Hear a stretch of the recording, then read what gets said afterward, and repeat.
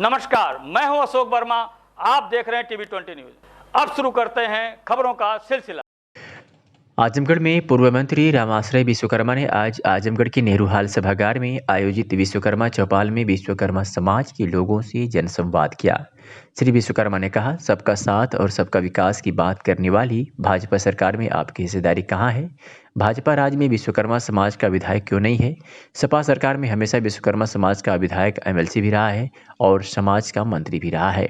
जब तक समाज के मंत्री और विधायक सरकार में नहीं होते तब तक उस समाज की आवाज़ सरकार तक नहीं पहुंचाई जा सकती। भाजपा सरकार विश्वकर्मा समाज का न तो मंत्री है और न ही विधायक है। सपा सरकार में हमेशा विश्वकर्मा समाज की आवाज़ भी सरकार तक पहुंचाई गई और समस्याओं का समाधान भी होता रहा। और भाजपा सरकार में विश्वकर्मा समाज के उत्पीड़न अत्याचार में विश्वकर्मा समाज की सुनवाई नहीं हो रही। क्या कुछ कहा और सुनिए। विश्वकर्मा चौपाल के माध्यम से हम विश्वकर्मा समाज के लोगों को जागरूक कर रहे हैं और सचेत कर रहे हैं कि भारतीय जनता पार्टी के झूठ से बचें। भारतीय जनता पार्टी लगातार झूठ बोल रही है, गुमराह कर रही है, पिछड़ों का वोट लेती है और उसके बाद अपमानित करने का काम करती है। आज बीजेपी की सरकार में विश्वकर्मा समाज का ना तो कोई विधायक है ना तो कोई मंत्री है, तो समाज की बात कैसे सरकार तक पहुँचे? समाजवादी पार्टी की सरकार में कम से कम हम एमएलसी रहते थे, मंत्री रहते थे, आयोग के अध्यक्ष रहते थे, तो समाज के ऊपर कोई भी जुर्म अत्याचार होता था तो उसकी सुनवाई होती थी, कार्रवाई होती थी। आज ना तो नौकरी मिल रही ना रोजगार मिल रहा है, तो विश्वकर्मा समाज लगातार उपेक्षित हो रहा है, अपमानित हो रहा है। हम कहने आए कि केवल सम्मान समाजवादी पार्टी बढ़ा सकती है, इसलिए सब लोग संगठित होकर के समाजवादी पार्टी को जिताएं, माननीय श्री अखिलेश यादव जी को उत्तर प्रदेश का मुख्यमंत्री बनाएं, तभी विश्वकर्मा समाज का सम्मान रहेगा।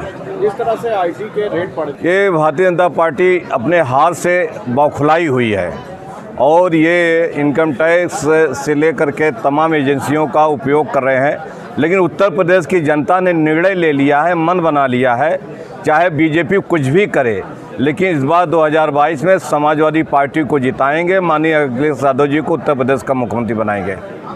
अब तो 4 साल पहले चौपाल हमारी लगातार चौपाल चलती रहती है, शायद आपको देखने में गलती हो गई। बार बार सम्मेलन हमारे होते रहते हैं, पूरे प्रदेश और पूरे देश में होते रहते हैं और लगातार हम समाज को जागरूक करते रहते हैं, संगठित भी करते रहते हैं। भाजपा किस तरह का आरोप लगा रही, किस तरह का अत्याचार कर रही है? भाजपा राज्य में विश्वकर्मा समाज के 4 पत्रकारों की हत्या हुई।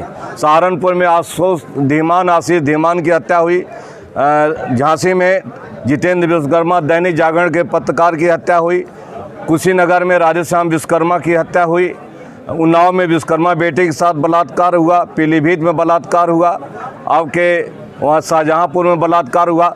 लगातार भाजपा राज में विश्वकर्मा समाज के लोगों की हत्याएं हो रही हैं, पत्रकारों की हत्याएं हो रही, न तो सरकार सुनवाई कर रही न कोई कार्रवाई कर रही है और लगातार उन पर अत्याचार बढ़ रहा है, ज़मीनों पर कब्जा हो रहा है, मकानों पर कब्जा हो रहा है और ये सरकार कोई सुनवाई नहीं कर रही है। सड़क पर नहीं आई। ये विपक्ष हमेशा इस लेकर समाजवादी पार्टी ने हमेशा लड़ाई ली और जहाँ पर पिछड़े वर्गों पर अत्याचार हुआ या विश्वकर्मा समाज पर अत्याचार हुआ तो हमेशा समाजवादी पार्टी के नेता हमेशा लड़ाई लड़ने का काम किया।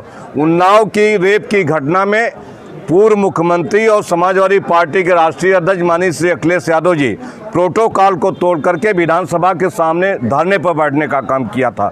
लड़ाई समाजवादी पार्टी लड़ती है, सम्मान देने का काम समाजवादी पार्टी करती है, इसलिए वोट भी समाजवादी पार्टी को जाएगा।